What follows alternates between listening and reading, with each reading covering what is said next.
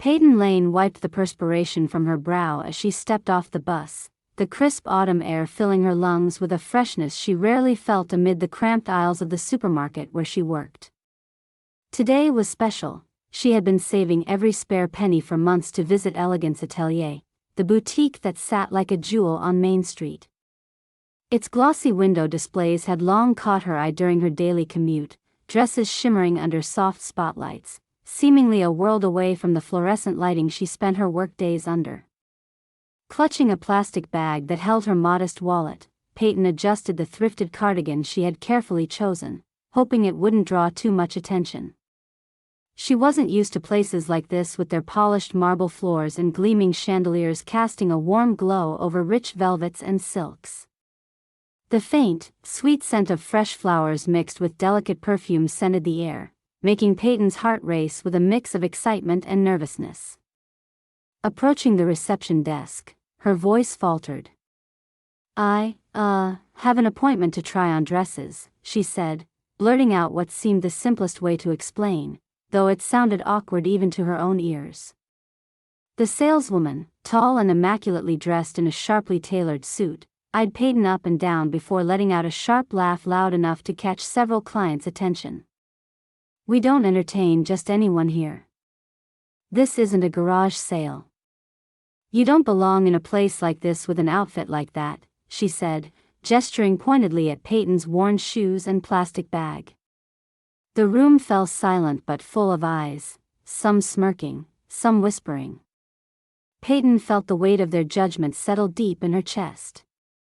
Humiliated and small, she suddenly wished she could disappear.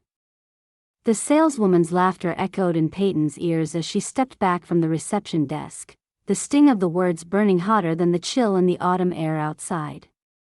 Some of the boutique's patrons glanced toward her with thinly veiled smirks. Others whispered, sharing quiet judgments that felt like invisible knives slicing through her resolve. Peyton's hands trembled slightly as she turned and made her way toward the door, avoiding eye contact with anyone. The once-in-a-lifetime moment she had dreamed of felt as if it had been ripped from her hands. Outside, the scene felt colder, less glamorous, but at least there was space to breathe freely.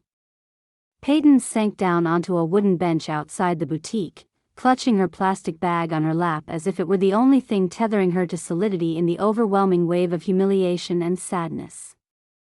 She pulled a tissue from her pocket and dabbed her eyes discreetly, willing herself not to break down in public. Her breath came uneven, a quiet catch in her throat, but no tears fell, at least not yet.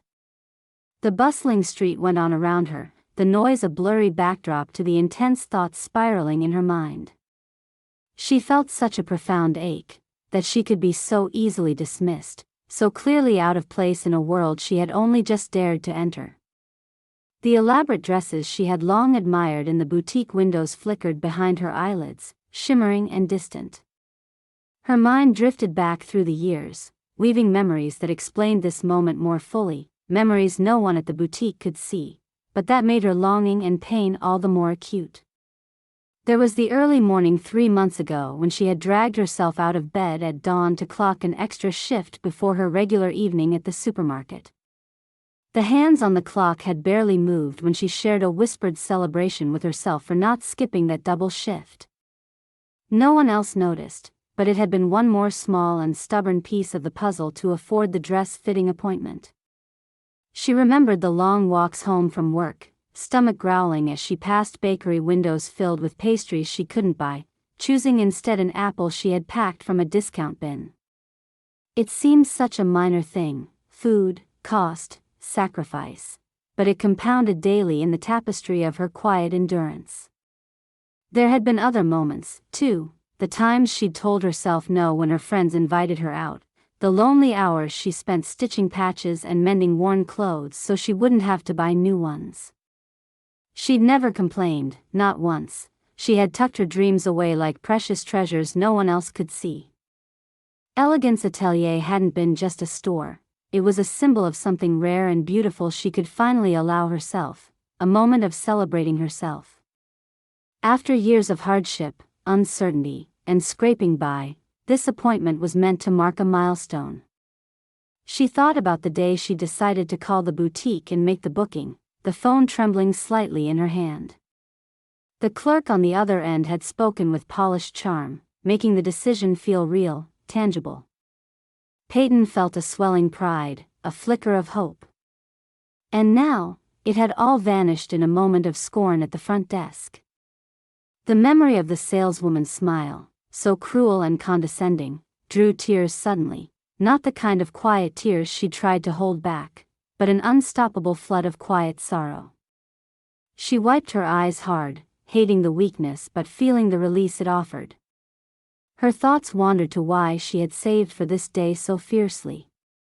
Recently, she'd received a modest promotion at the supermarket, a small victory, but to Peyton, it meant independence. To honor it, she dreamed of gifting herself a luxury she had never felt she deserved. Elegance Atelier was where she envisioned stepping into that new chapter, surrounded by beauty where she could simply be herself, without judgment. She recalled how the attentive florist from a nearby shop had remarked on Peyton's frequent glances toward the boutique's window display during her bus rides. The florist had smiled and said quietly, "You deserve to have lovely things." For a moment, Peyton believed it. Now, that belief lay shattered beneath the weight of laughter and hushed whispers. Around her, the day moved on. Pedestrians hurried past, a mother pulled her child along with a gentle tug, and an elderly man sat reading a newspaper on a nearby bench. None of them noticed the damage done inside the little wooden bench where Peyton slumped low, shrinking into herself. But even within that pain, resilience began to bud beneath the surface. She fingerprinted the memory of this scene, not for pity, but as a quiet record of something she needed to survive. She recalled the determination that had pulled her through every long hour, every sacrificed lunch, and every night when sleep came too late. Peyton's mind flicked back to the simple joys she had held on to, the first snowflake of winter, the smile of a regular customer at work, the soft lullaby of rain against her apartment window. These were small comforts, but they had carried her forward. A flicker of anger sparked briefly, anger not at the saleswoman alone, but at a world that measured worth by appearance and status, a world where kindness was luxuriously absent from places meant for beauty.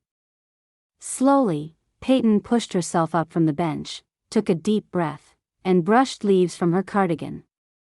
She recognized in her reflection on the shop window across the street that her eyes were red, her cheeks flushed with pain, but her shoulders lifted slightly higher now. The hurt remained, but beneath it, a growing sense she could not let this break her.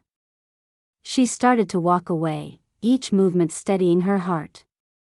The day wasn't over, and though her dream of gowns and glittering chandeliers had slipped from her grasp this afternoon, other possibilities awaited. She would carry this day with her, its pain and its clarity, and find new ways to honor the quiet strength that had brought her here. Peyton thought of the small garden outside her apartment waiting for her care, of her favorite quiet cafes where familiar faces offered a warm smile. Her steps, hesitant at first, found rhythm in the pavement as she left behind the boutique's door and the sting of sharp words. But just as she passed a side street near the boutique, ready to return to the comfort of her routine, something caught her eye, a flicker of movement, a whisper of something out of place. The details had settled into her mind but now pierced it anew, hinting at an unexpected path unfolding beyond the afternoon's sorrow.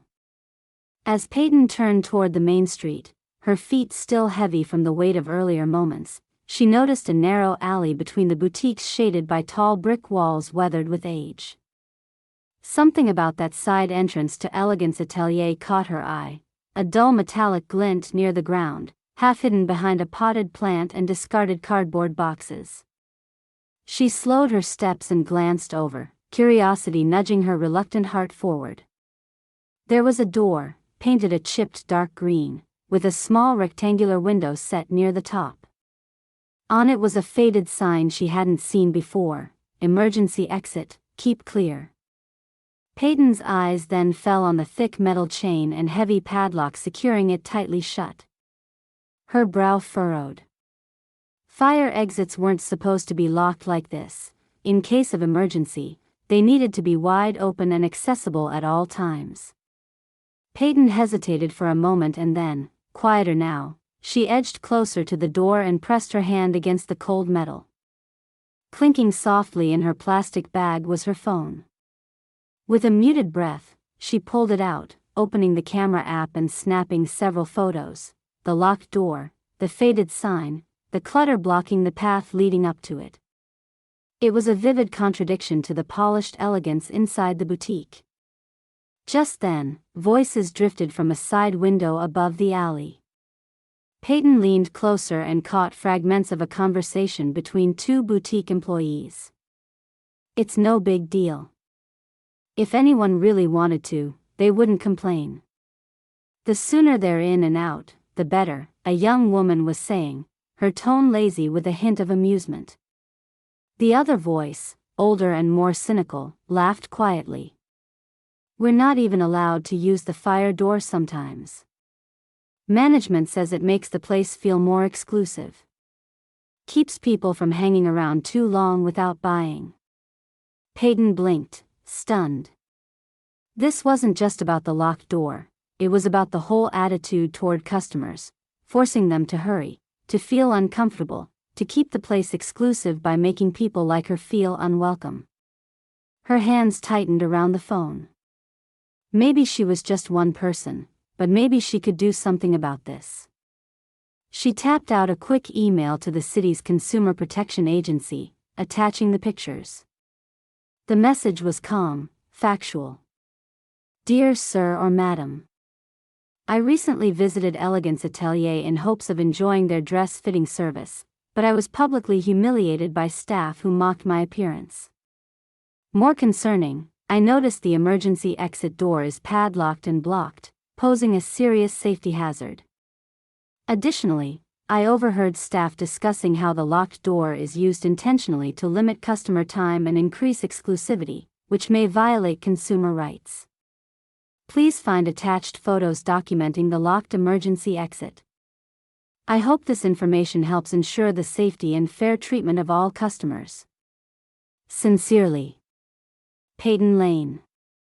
She sent the email, forcing herself to breathe steadily through the rising fear and hope tangled inside her.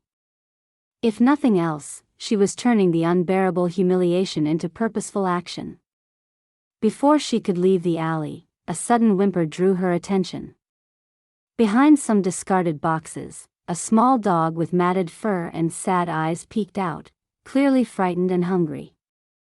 Peyton's heart broke at the sight. Across the street, parked delivery vans hummed, people walked past unaware. She knelt and softly called to the dog, who hesitated at first but then inched toward her cautiously. In the same moment, a sharp voice barked from around the corner. "Hey! That dog's not supposed to be here. Get out of there." A tall man in a security uniform appeared, gesturing toward Peyton to move along. She rose quickly, scooping the trembling animal into her arms. "I can't just leave it here," Peyton said quietly, her voice firm but gentle. The security guard narrowed his eyes. "It's not our problem. You'd better not cause trouble." Peyton nodded and moved away from the alley, her mind racing. First the humiliating rejection, then the risky locked emergency exit, and now an abandoned animal suffering out of sight. This place wasn't what its crystal chandeliers and satin ribbons promised at all. Walking toward her bus stop, Peyton's thoughts spiraled. She might be ordinary, a simple store clerk with worn shoes and thrifted clothes, but she didn't have to accept being overlooked or mistreated. There were larger issues here, safety hazards and cruelty hidden behind polished facades. Before boarding the bus, she took out her phone again and typed a message to a well-known local journalist she followed on social media. Her fingers trembled slightly as she wrote. "Hi, I wanted to share something urgent about Elegance Atelier.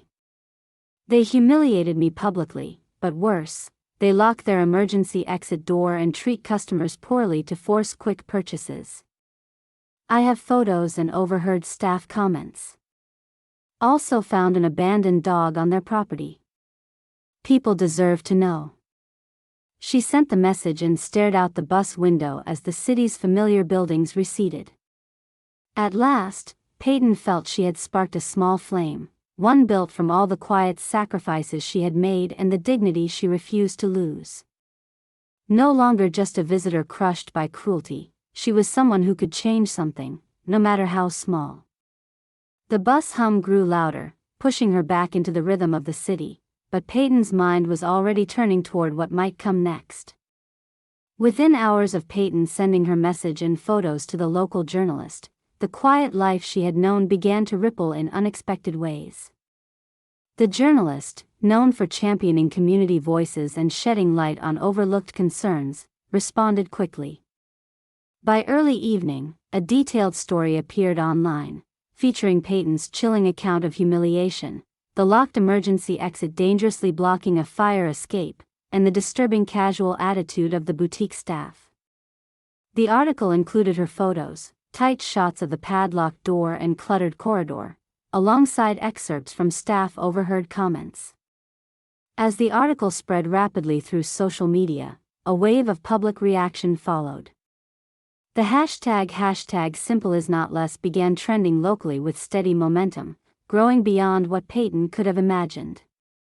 Twitter and Instagram flooded with messages of support, people praising her courage, recounting similar experiences of being shunned or mistreated in luxury settings because of their appearance or financial status, and urging boycott of Elegance Atelier until they made changes. One message from a former boutique customer read, "I was always treated with hidden coldness there, expected to dress a certain way just to be taken seriously. Thanks to Peyton for speaking out. We all deserve respect wherever we go." Another shared an encounter at a high-end salon where a stylist scrutinized their shoes before agreeing to service. Within the boutique itself, the sudden attention stirred tension. Elegance Atelier's management scrambled to craft a public relations response. Their official statement, released late that evening, read carefully, "We regret any customer discomfort experienced at Elegance Atelier. Our establishment prides itself on excellent service standards. We take all concerns seriously and are reviewing our customer relations policies. Safety is paramount, and we will inspect all facilities promptly." However, the vague tone and failure to directly address the allegations of locked emergency exits and cruel staff behavior failed to mollify the growing public anger. Customers and watchdog groups called for stricter scrutiny.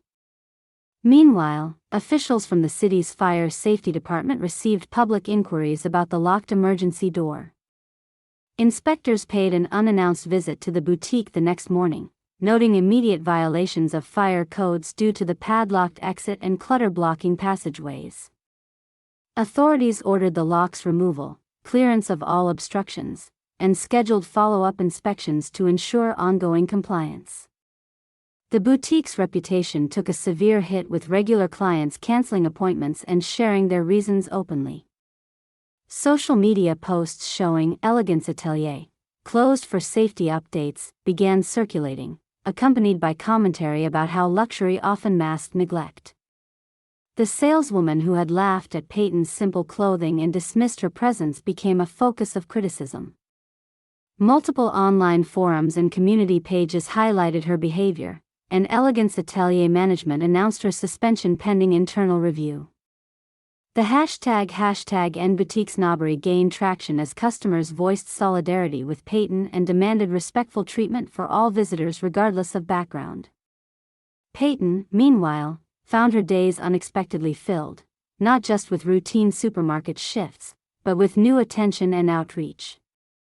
Friends and co-workers rallied around her, surprising her with homemade meals and encouraging words. Local advocacy groups for consumer rights and business ethics reached out, inviting her to share her story in talks and workshops addressing fair treatment in retail spaces. Across town, several others who had hesitated to speak up until now began to come forward with similar accounts, not just in boutiques but in restaurants, salons, and galleries. Peyton's voice had broken a quiet barrier, illuminating how deep the issue of exclusion ran and galvanizing others to demand change. Far from wanting to be a public figure, Peyton navigated this sudden spotlight with quiet grace. Many evenings, she sat absorbed in messages from strangers thanking her for courage or seeking advice on handling their own experiences. Each note was a reminder that her one small act had sparked a much bigger conversation about dignity and equality. Among the most unexpected moments came when a teenage girl she'd never met sent a heartfelt message. "You showed me I'm not invisible just because I'm simple. Thank you for standing up." This kind of gratitude felt weighty and real, valuable beyond any media coverage. Peyton's neighborhood also noticed the shift. A nearby cafe put up a sign reading, "Everyone welcome, because kindness is in style," which friends joked was a subtle nod to the boutique debacle. Her co-workers at the supermarket watched her with new respect, often asking if she wanted to talk or needed anything. While Elegance Atelier officially reopened after safety improvements, the atmosphere had irrevocably changed.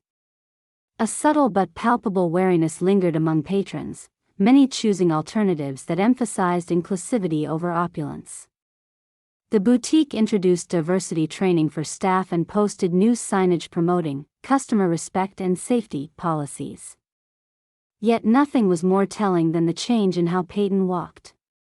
She still wore her thrifted sweaters and worn shoes, her simple plastic bag often tucked under her arm. But now her eyes carried a quiet assurance, a steady calm that came not from wealth or status but from standing tall despite adversity. Though she avoided the spotlight as much as possible, Peyton knew she had shifted something fundamental, not only in the boutique or in those who shunned her, but within herself and the community. The hashtag that had started as a digital wave was now grounded in real encounters, real voices demanding fairness. Her story underscored an important message: kindness and respect were not reserved for the wealthy or stylish, but rightful for everyone who dared to be seen. And through it all, Peyton's modest acts of grace and courage continued to inspire many, quietly rewriting the rules of belonging in a world too often divided by appearances. Weeks had passed since Peyton Lane's story blazed across social media and news outlets, stirring discussion and change far beyond anything she'd imagined. Life had settled into a new rhythm, the familiar and modest flow of her days at the supermarket, the comforting routines of neighborhood friendships, the gentle pacing of evenings curled up with a book or a warm cup of tea. Peyton still dressed in clothes that told the story of careful budgets and thrift stores, her plastic bag a constant companion tucked under her arm. But there was a subtle difference now, an ease in the tilt of her head, a confident calm in her stride. The weight of humiliation had melted into a quiet strength that carried her through the simplest moments. One bright Saturday afternoon, as she punched groceries and exchanged friendly greetings with her regular customers, her phone buzzed softly, a message from the local Consumer Protection Office. Curiosity piqued, Peyton tapped open the text, a heartfelt letter from the director thanking her for her courageous role in exposing the serious safety violations at Elegance Atelier. The letter spoke of her contribution to raising awareness of customer rights and improving standards across retail businesses in the city. The gesture warmed Peyton's heart. She leaned between the checkout counter's worn wood and smiled, thinking how small ripples could turn into meaningful waves. That same day, Peyton found an invitation waiting for her social media inbox. A local nonprofit hosting workshops on customer advocacy and workplace dignity had invited her to share her experience and inspire others. The note was kind and encouraging but left the choice completely up to her. She read it twice, then left it open on her phone for a long moment. Speaking publicly was far from anything she imagined for herself. She was a woman who preferred actions to words, quiet deeds to spotlight moments. Still, she felt a flicker of pride. Her story mattered. Silently, she tapped a reply, accepting the invite with a simple, "Thank you. I'd be honored." The boutique itself reached out as well, their message more formal and careful this time. Elegance Atelier's new management extended an apology for the past treatment she received and invited her to experience their updated customer services, promising an environment of respect and openness. Peyton read it over a hot cup of tea one evening, then set her phone down without reply. The gesture felt respectful, but she understood there was no need to reopen old wounds, not when she was moving forward so steadily. A few days later, walking home through the same neighborhood streets traced by her daily routines, Peyton passed Elegance Atelier once again. Sunlight caught the glass facade, and a bright news sign hung in the window, committed to safety and inclusion. The boutique's once unyielding luxury atmosphere had softened subtly, with fresh flowers arranged outside in colorful bouquets and notices about staff training displayed clearly. Peyton paused, her eyes lifting to take it in. For a moment, she felt the memory of the cold laughter and sharp words that once cut so deeply, but it no longer held power over her. The place that had once felt like a barrier now looked just like what it was, one small part of a larger world. Continuing on, Peyton felt the familiar clatter of the supermarket in the distance, the hum of everyday life welcoming her back. At home that evening, she settled into her favorite corner with a mug of tea and opened a small notebook where she had begun jotting down thoughts. Not deep reflections or somber musings, but ideas for small changes, a handmade card for coworkers, plans to volunteer at the local shelter, notes about speaking at the upcoming workshop. As she wrote, a soft knock sounded at the door. It was Maya, her closest friend and confidant, carrying a plate of freshly baked cookies and a warm sweatshirt Peyton had left at her house days earlier. They sat together in the cozy lamplight, laughter mingling with the simple joy of friendship. Maya smiled warmly and said, "You know, you didn't just go in there for a dress. You walked through those doors holding all of us who've ever felt like we don't belong."